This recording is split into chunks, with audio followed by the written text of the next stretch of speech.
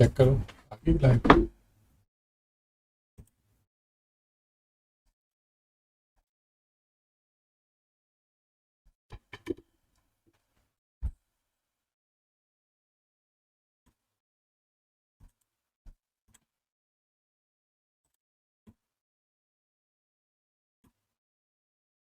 So good morning to everyone, and thank you for joining our webinar today. With me, Mr. Mohammed Waseem Khan is joining as well for this webinar. And today's topic, we will cover the pretty much complex topic about hazard identification and risk management. And the reason why we choose this topic is that because there are some misconceptions when it comes to practically implementing the hazard identification and the risk management. And normally we see in the industry, the normal practice which is adopted by the industry experts is that the risk is identified, or risk assessment is done by the health and safety professionals, health and safety officers, or health and safety managers. During this session, we will try to highlight or to identify the best possible way when it comes to the risk hazard identification and risk management. And to start with, we have added the most common hazards, and I'll hand over to Mr. Waseem. Mr. Waseem, if you would like to add something about the most common hazards. Yeah, good morning all, and assalamu alaikum warahmatullah. Today, as Mr. Shahid described to you, that we are going to discuss about the hazard identification and the risk assessment. That the most important part is to identify the hazards. For identifying the hazard, there are different ways that how you can identify the hazards. There are walkthroughs and observations, checking the processes, and as well as the historical data. Plus, the most important is consultation. When we are saying that we are going through walkthrough, in a walkthrough, the team or the person who is going to identify the hazards, he has to go to the work area or process area and visualize the hazards which he can do. This is a common approach which everybody is doing usually, but it's not a thorough approach, because whenever you are doing visually, you are watching the hazards as per your perspective, as per your experience. But in that case, some of the hazards which you are not aware, you can miss. So better approach is that you have to go step by step and increase your visibility. Like if you go for observation, in observation you have to go and observe the process from start till the end, and then you have to identify what kind of hazards are there in each and every process. The next step which is there is historical data. Whatever is data is available for the incident and accidents in the previous years or previous time, you can study those data. In those data, you will see that what kind of incident happened and what were the root causes of those incident or accidents. From that data, you can better understand that what are the common hazards which are available in your workplace, and you can identify them, and later on you can do for the use for the risk assessment. The best solution is that consultation. In the consultation, usually you will go from top to the root cause, to the grassroots level. Means you will discuss with the top management, you will discuss with the process owners, you will discuss with the departmental heads, and even you will discuss with the workers which are directly involved in the processes. When you are discussing with them, means you are covering each and every point or each and every corner of that process. This is the best solution if you are want to identify the hazard in your workplace. Now, if we come to the hazards, there are some hazards which we display on the screen. These are the common hazards which are usually available in any kind of workplace. Like if you see the first sign, that is basically for the manual handling. Manual handling, whatever kind of work you are doing, when any kind of it's industry, it's a construction or any other kind of entity. So these kind of activities will be available in any kind of workplace. Fire hazards are there. It depends that what kind of processes you are performing, where heat process is involved or any kind of open flames are involved. So there is a possibility of fire. The second possibility chance is that because of the electricity, that is also a main activity which can be cause fire as well. Electrical hazards, they can be because of electricity. There can be different kind of accident or incident possibility, because electricity is also itself a hazard, because if it is not used properly, it can cause harm to anybody else. There are some toxic hazards are available. These kind of hazards can be in the process of any kind of chemical handling, or any kind of other gases are involved in any kind of process. So these kind of hazards can be available in these kind of activities. So these are the common hazards which you will find in any kind of workplace. Do we have any question, Mr. Shiraz? I think there's a question from Yep. economics also considering common hazard. Yes. We will go to that. The idea of the training is that since we are waiting for more participants to join as well, so Mr. Waseem was just giving an overview. We put the course in a structure. We will go ahead with the course and we'll show you the most common hazards and the cause of those hazards. Then we'll discuss about the risk methodologies, 3x3, 5x5, 10x10, and then we will see the best practices related to that. So it's not only the one slide that we are sharing with you, there will be more slides to come. It is just an introduction that how we have to start this process and complete that process, basically. Because identification of hazards is a core and the first initial step of the risk assessment. Later on, when we identify those hazards, we have to evaluate the associated risks. Whatever the hazards are there, there can be risk along with those hazards. Sometimes one hazard has a one risk or individual risk. Sometimes multiple risks are associated with each hazard. So we have to identify which kind of risks are there. In the next step, we have to evaluate those hazards, means what are the severity and the probability of those hazards or those risks.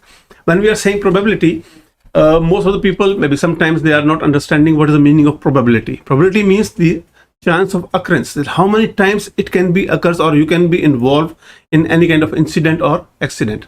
When we are saying consequences, means the result or the severity of those accidents if you are involved in any kind of incident or accidents. Risk is a combination of these two, the probability and the consequences, or in simple words, if we say the chances of involving in the accident and the severity of the accident if you are involved in any kind of incident or accident. Once these steps are done, then you have to go to the next step, that is establishing the controls for those hazards. Because identifying the hazard, evaluating the risk assessment is not done at this point. Obviously, you have to identify the controls, or we can say the mitigation measures, how you can control them, how you can mitigate those kind of risks and hazards. And we have a question, I think. Yep. Mr. Muhammad Ali, you raised the hand. Was right here. Something happened. Ras, can you check? Mr. Muhammad Ali was there. He raised the hand. But I cannot see him now.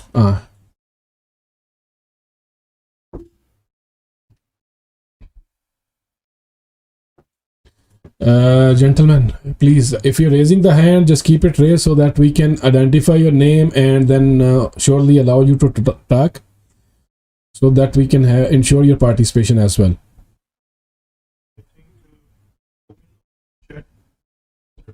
No, we can take the questions. It's not a problem.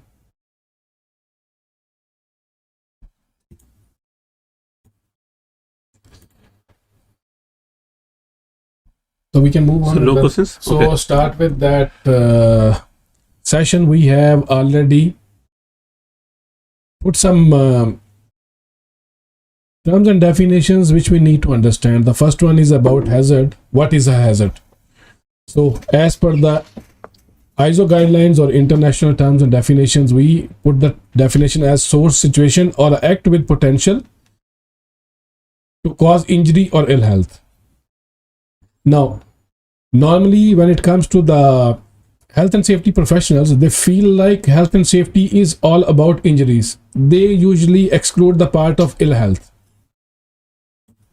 So surely when it comes to occupational health and safety management system, and we are talking about the hazards, we have to consider the injuries caused during or due to the work practices, or in the time when we are doing the job for the company or any activity for the sake of our organization, plus what are the impacts on the health of our employees. That will be considered part of the hazards as well. And secondly, we have hazard identification, which is a process to identify the hazards and their respective characteristics. Because if we understand the characteristics of the hazards, only then we will be able to properly or effectively identify the respective probability and the severity related to the hazard.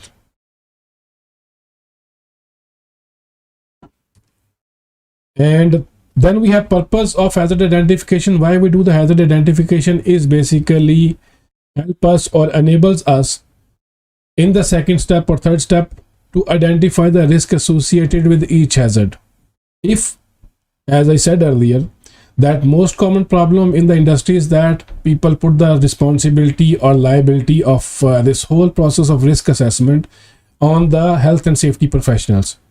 Maybe in your organizations, you are referring them as health and safety officers, health and safety manager, or a person who's responsible for health and safety.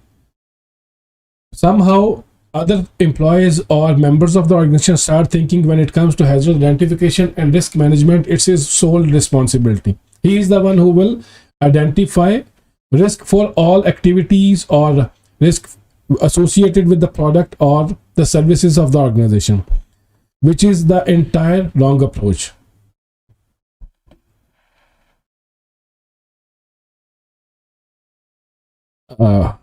We receive a question from, I don't know, Miss or Miss Savio, regarding the recording of this session. All of our sessions are going live on our YouTube channel. I believe Mr.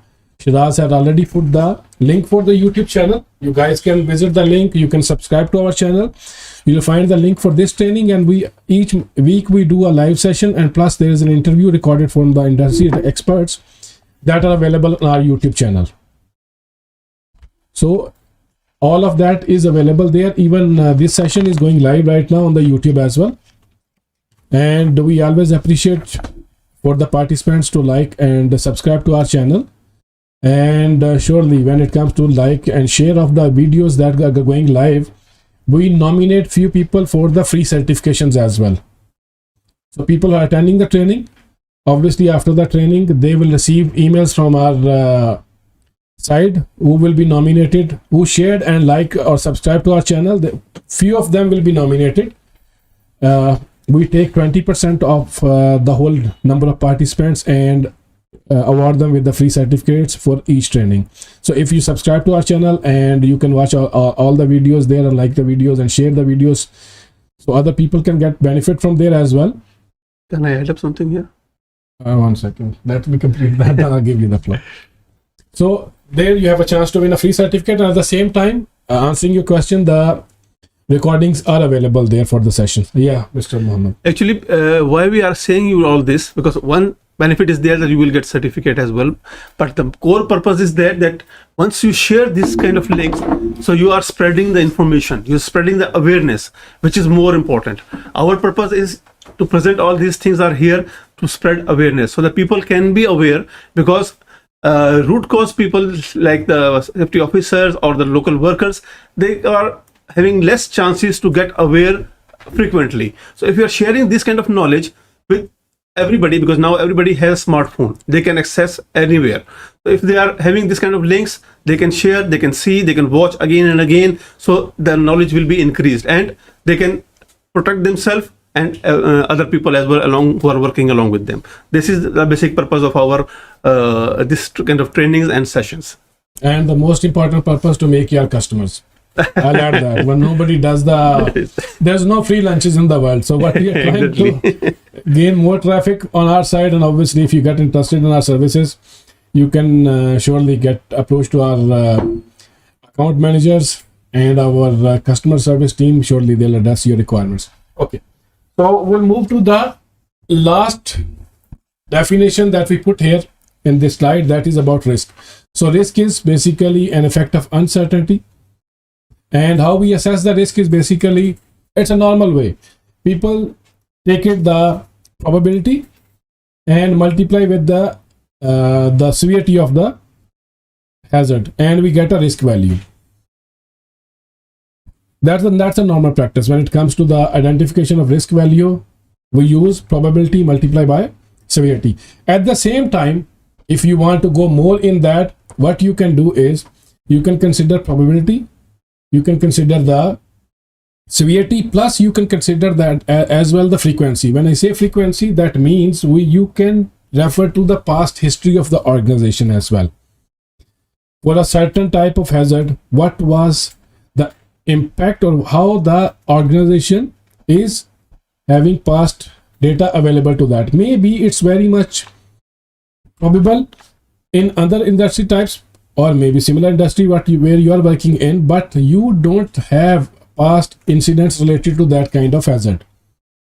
So that's another approach which you can adopt. But most commonly, when it comes to risk or risk evaluation, risk assessment, we use probability multiplied by the severity, and it gives us a risk value. And why we do the risk assessment basically, or why we identify these risk values, it gives us an opportunity to identify what are the important or high priority points which we need to address.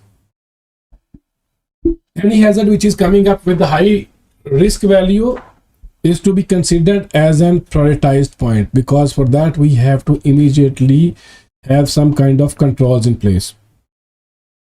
In our last slide, we will talk about the hierarchy of controls and when we have to